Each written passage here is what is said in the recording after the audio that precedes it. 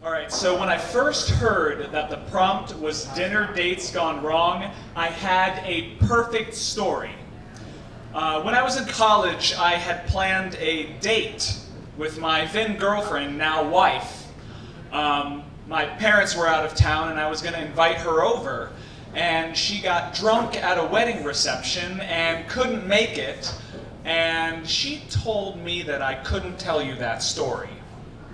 She's here tonight. It's her first time coming to see Full Circle, and I'm glad she gets to see me. But unfortunately, because you would not let me tell that story, I'm not going to let you sit there and listen to this one. So if you could please come up on the stage.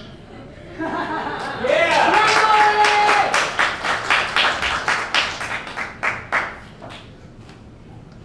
Yep.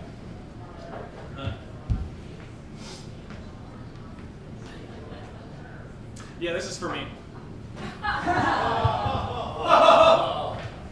Molly's a dancer, and so she is going to translate this story into interpretive dance for you tonight.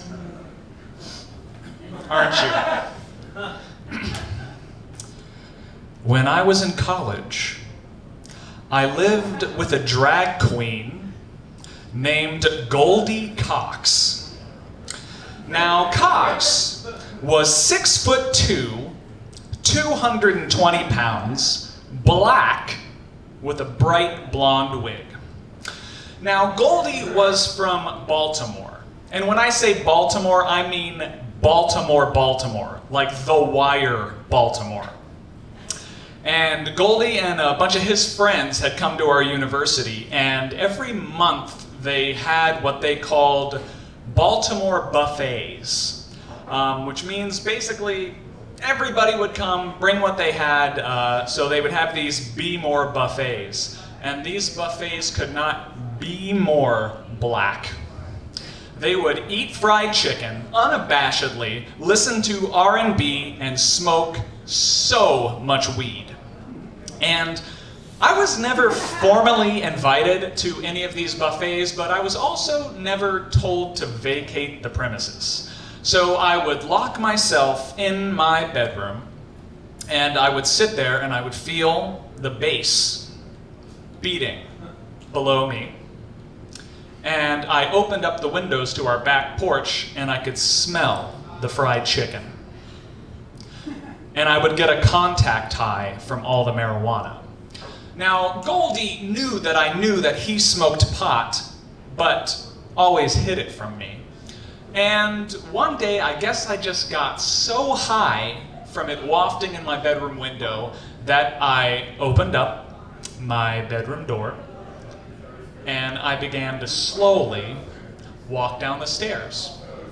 And from the bottom of the stairs, I could see everybody gathered in the living room, dancing joyously, having a great time. So I walked right through the middle of it and I showed them my dance moves. Inconspicuous, I blended right in.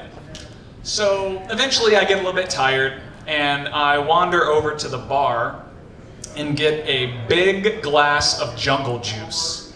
Now, if you don't know what jungle juice is, it's like a step up from purple drank.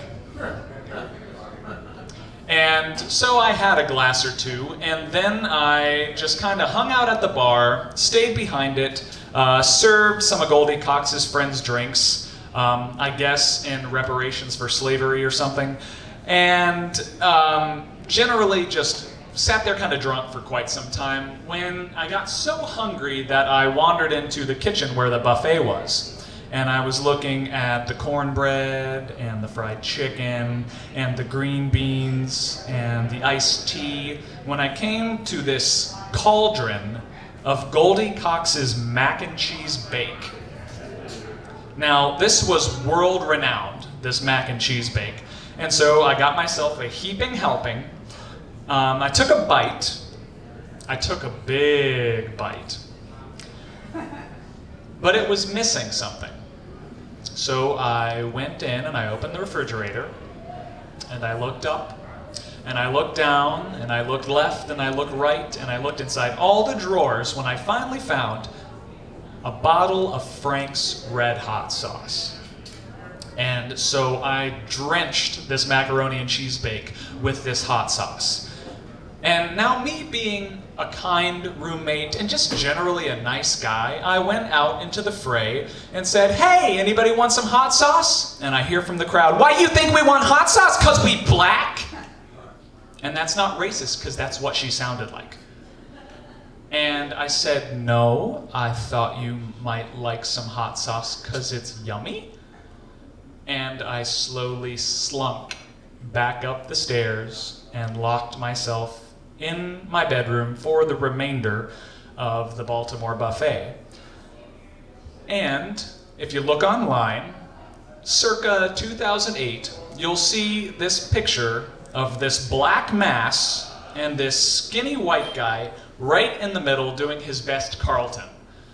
And so what was originally gonna be a story about a dinner date gone wrong turned into a story about a buffet going racist. Thank you.